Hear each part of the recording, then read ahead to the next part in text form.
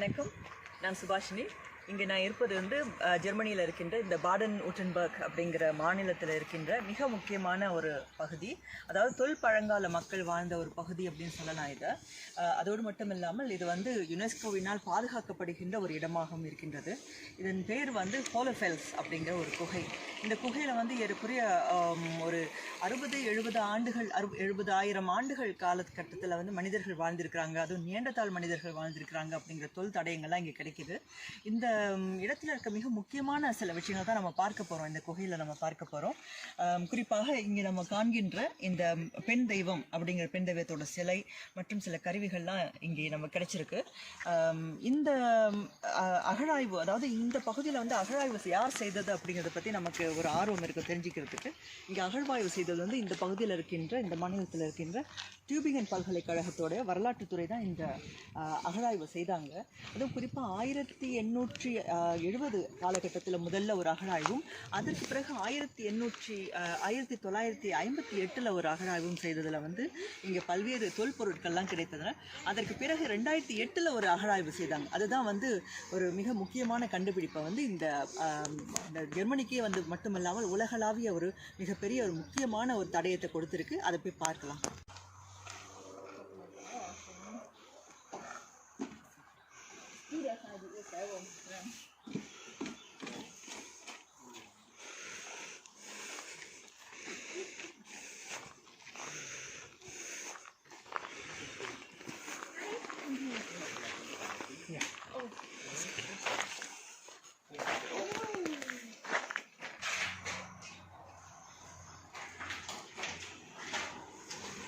இங்கே நாம் காண்கின்ற இந்த பொருட்கள் எல்லாம் பார்த்தோம்னா இது எல்லாமே இந்த மாமூத் அப்படின்னு சொல்லப்படுகின்ற விலங்கிலிருந்து செய்யப்பட்ட பொருட்கள்.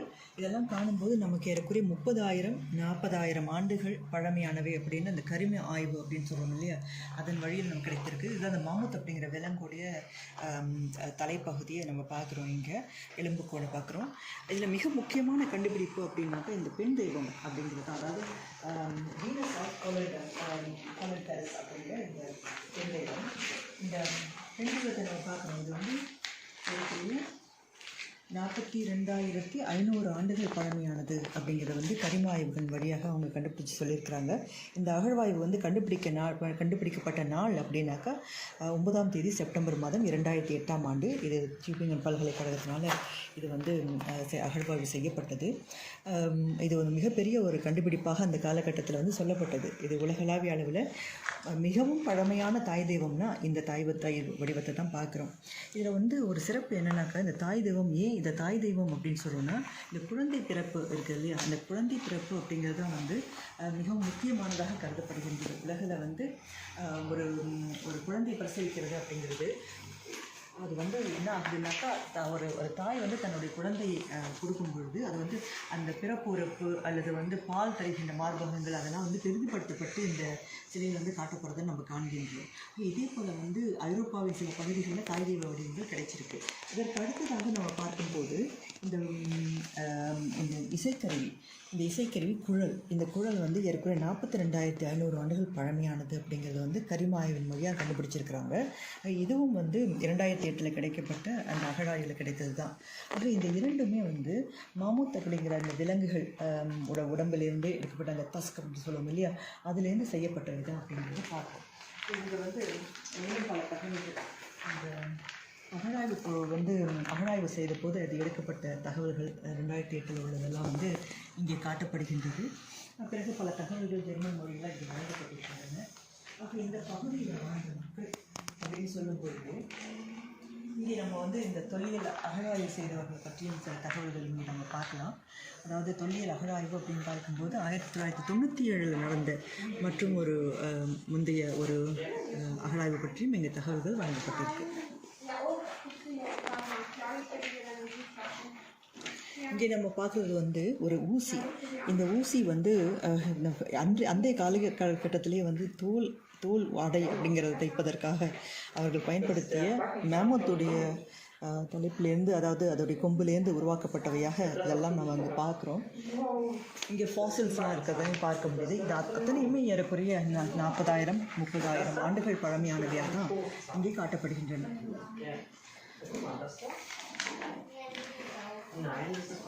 இந்த பகுதியில் வந்து ஹோமோசிப்பியன்ஸ் வருவதற்கு முன்பாக நியண்டர்தால் மனிதர்கள் வாழ்வதற்கான தடயங்களையும் எலும்புக்கூடுகளையும் இங்கே எடுத்திருக்கிறாங்க.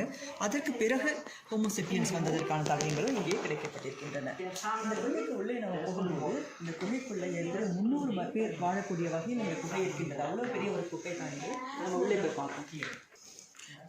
இங்கே இருக்கிற குகைகள்லேயே வந்து இது ரொம்ப முக்கியமான ஒரு குகை அப்படின்னு சொல்லலாம். அந்த 6 குகைகள்லையும் இது பேர் வந்து ஹோலோஃபெல்ஸ் குகை அப்படின்னு சொல்லலாம். ஹோலோஃபெல்ஸ் அதனாலே இதற்கு கிடைக்கின்ற இந்த கண்டுபிடிக்கப்பட்ட இந்த பெண் தெய்வ சிலைக்கும் கூட வீனஸ் ஆஃப் ஹோலோஃபெல்ஸ் அப்படிங்கிற பேர் இருக்குது. இங்கே நம்ம பார்த்தோம் அந்த எவ்வளோ பெரிய ஒரு குகை அப்படிங்கிறது நம்மளால் பார்க்க முடியுது.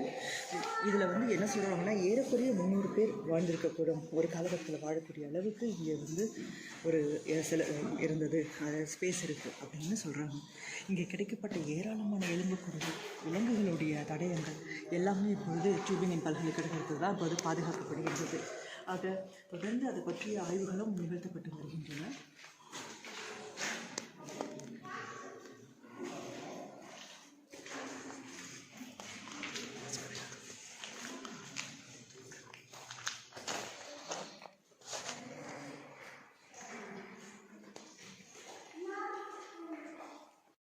இதே கொகையில் தான் நம்ம இருக்கோம். அது வந்து ஒரு சிறிய கொகை பகுதியை நம்மால் பார்க்க முடியுது.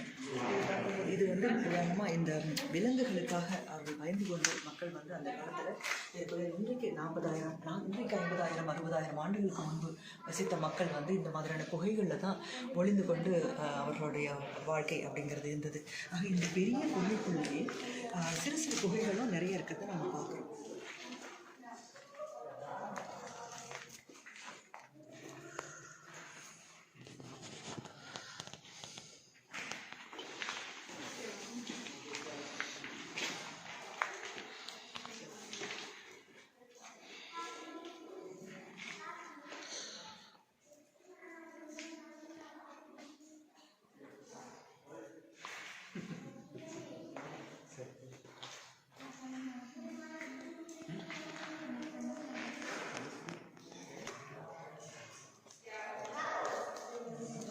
இந்த குகையில் இப்போ மனிதர்கள் வாழ்ந்த பகுதிகள் பல பகுதிகள் நம்மளால் பார்க்க முடியுது. ஏன்னா பெரிய குகையாக இருந்தாலும் கூட அதில் வந்து பல பொந்துகள் இருக்கிறத நம்மளால் பார்க்க முடியுது. இதில் பார்த்தீங்கன்னா 30 மீட்டர் உயரம் இந்த குகை இருக்கிறத நம்ம பார்க்க முடியுது. அதாவது தரையிலிருந்து முக்கிய பகுதியிலிருந்து 30 மீட்டர் உயரம் இந்த குகை அமைந்திருக்குது. இப்போ இந்த குகையில் மேலிருந்து வந்தோம். அதே மாதிரி இப்போ அந்த குகையில் இருக்க இன்னொரு வழிக்கு பகுதியில் நம்ம போக முடியும். இந்த குகையில் பார்க்கும்போது அவங்களே வந்து சின்ன சிறிய பாதைகள் இருக்குது. அங்கே ஒவ்வொரு பகுதியும் பொந்துகள் மாதிரி குகைகள் இருக்குது. இது இயற்கையாக வந்தது. இது வந்து செயற்கையான குகை இல்லை, இது இயற்கை குகை தான்.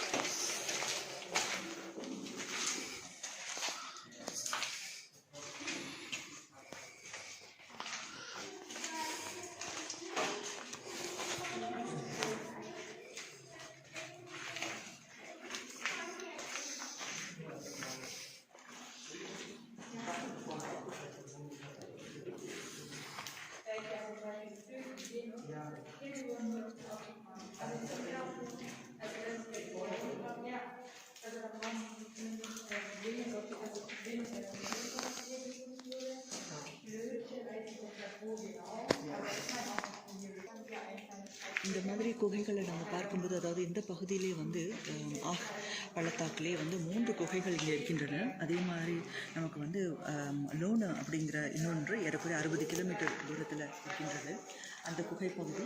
அங்கேயும் 3 குகைகள் இருக்கின்றன.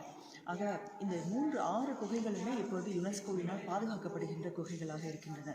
அதனால தான் இங்கே நம்ம பார்க்கும்போது அங்கங்கே வந்து வெளிச்சம் இவங்க ஏற்படுத்தியிருக்கிறாங்க. இதுதான் இப்போ செயற்கையாக செய்ததுன்னு சொல்ல போனால் இந்த வெளிச்சம் ஏற்படுத்தியிருக்கிறது மட்டும். ஏன்னா வருகையாளர்கள் அவர்கள் எந்த வகையில் வந்து இங்கே பாதிப்பு வரக்கூடாது அப்படிங்கிறதுனால இந்த வெளிச்சத்தை ஏற்படுத்தியிருக்கிறாங்க.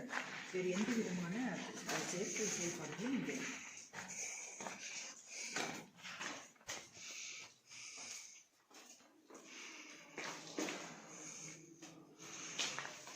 இது நம்ம இன்னொரு பாதையில் மேலேருந்து கீழே வந்துடும்.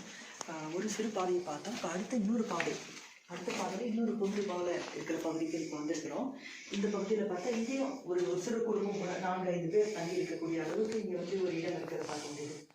இங்கே குடும்பமாக அந்த காலத்தில் வந்து அந்த தொழில் மனிதர்கள் வாழ்ந்துருக்கிறாங்க அப்படிங்கிறதுக்கு நிறைய சான்றுகள் பார்க்க முடியுது. நமக்கு ஏராளமான எலும்புக்கூடுகள் இங்கே கிடைச்சிருக்கின்றன. அவர்கள் பயன்படுத்திய பொருட்கள், அவர்கள் வந்து பயன்படுத்திய தோல் அதாவது விலங்குகளோட தோல், அதோடைய முடி என்று சொல்லக்கூடிய வகையில் பல பொருட்கள் கிடைத்திருக்கின்றன. அந்த அனைத்துமே டியூபிங்கன் பல்கலைக்கழகத்தில் இருக்கின்ற அந்த அருங்காட்சியகத்தில் தான் இப்போது பாதுகாக்கப்படுகின்றது.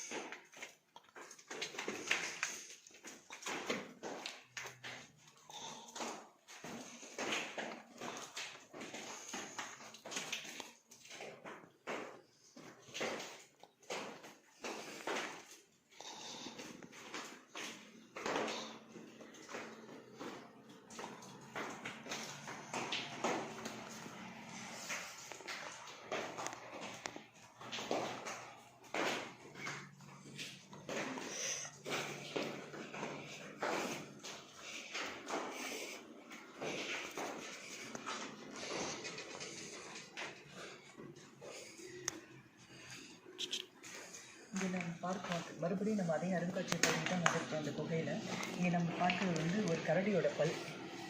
இங்கே நம்ம பார்க்குறது ஒரு கரடியோட பல். அது தவிர்த்து விலங்குகளுடைய எலும்புகள் எல்லாம் இங்கே நம்ம காட்சிப்படுத்தியிருக்கிறாங்க. அதாவது நான் முதல்ல சொன்னேன், அதாவது டியூபிங்கன் பல்கலைக்கழகத்தில் பல பொருட்கள் பாதுகாக்கப்படுகின்றன. ஆனால் பொதுமக்கள் வராங்க இங்கே அப்படிங்கிறதுனாலேயே வந்து மிக முக்கியமான அந்த தாய் தெய்வ சிலையை கூட இங்கே தான் வச்சுருக்கிறாங்க. அதே மாதிரி அந்த குழல் கூட இங்கே தான் வச்சுருக்காங்க. அது தவிர்த்து கிடைத்த பல்வேறு சான்றுகளும் இங்கே தான் பாதுகாக்கப்படுகின்றது. நம்ம பார்க்குறோம்.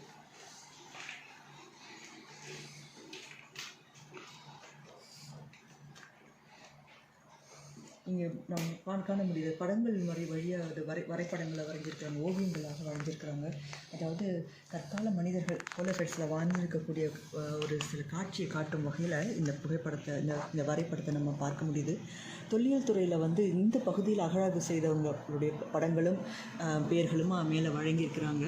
இங்கே வந்து ஆய்வு செய்த அறிஞர்கள், அவருடைய பேர் ஆஸ்கார் ஃப்ராஸ், ஷ்மிட், குஸ்தாவ் வில்க், யோஹிம் ஹான் ஆகியவர்களை வந்து இங்கே மிக முக்கியமாக குறிப்பிடுறாங்க. ஆக 1830 இந்த இடத்துல இந்த குகை இருக்குதுன்னு கண்டுபிடித்தவர்கள் இவங்களுக்கான அந்த பெருமையெல்லாம் அவர்கள் தான் சேரும். மறுபடியும் நம்ம வந்து அந்த தாய் தெய்வ சிலையை மறுபடியும் பார்ப்போம். ஏன்னா உலகத்திலே மிக பழமையான ஒரு தாய் தெய்வ வடிவம்னா இன்றைக்கு நாம் சொல்லக்கூடிய இந்திய அளவில் கண்டுபிடிக்கப்பட்டதுன்னு சொல்லப்போனால் இந்த வீனஸ் ஆஃப் ஹோலஃபெல்ஸ் என்கின்ற இந்த தாய் தெய்வம் தான். இந்த 42,500 ஆண்டுகள், அதாவது மமுத் என்று சொல்லப்படுகின்ற மிகப்பெரிய ஒரு யானை போன்ற மிகப்பெரிய ஒரு விலங்கு இது. இந்த ஐரோப்பிய காடுகளில் கிடைக்கக்கூடியது. அதோடைய தந்தத்தினால் செய்யப்பட்ட இந்த தாய் தெய்வ வடிவம் இங்கே இருக்கின்றது. ஜெர்மனிக்கு புகழ் சேர்க்கின்ற பல்வேறு விஷயங்களில் மிக முக்கியமாக, அதாவது வரலாற்று ஆய்வாளர்களுக்கு மிக முக்கியமான பெருமை தரக்கூடியது அப்படின்னு இதை சொல்லலாம். அதே போல் இங்கே இருக்கின்ற இந்த குழல், அதாவது இசைக்கருவிகளுக்கு கூட தொல் மனிதர்கள் ஆர்வம் செலுத்தியிருக்கிறாங்க அப்படிங்கிறத நம்ம பார்க்கும்போது தெரிந்து கொள்ளும்போது நமக்கு மிகுந்த ஆச்சரியம் தான் நமக்கு வருகின்றது. ஆக அதனால் இந்த மாதிரியான பல்வேறு பழங்கால பொருட்களை எல்லாம் வந்து மிக சிறப்பாக இங்கே பாதுகாக்கிறத பார்க்குறோம்.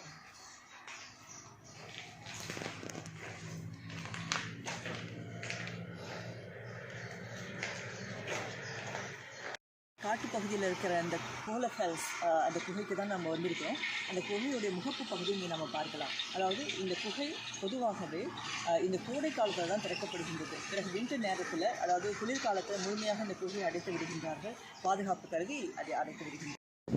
இப்போ நாம் இருக்கின்ற இந்த பகுதி வந்து ஸ்வேபியன் யூரா அப்படின்னு சொல்லப்படக்கூடிய ஆல்ப்ஸ் பகுதியில், அதாவது ஸ்வேபிஷ் ஆல்ப்ஸ் அப்படின்னு சொல்லக்கூடிய பகுதியில் தான் இப்போ இருக்கிறோம். இப்போ இதில் வந்து 2 பள்ளத்தாக்குகள் இருக்கின்றன.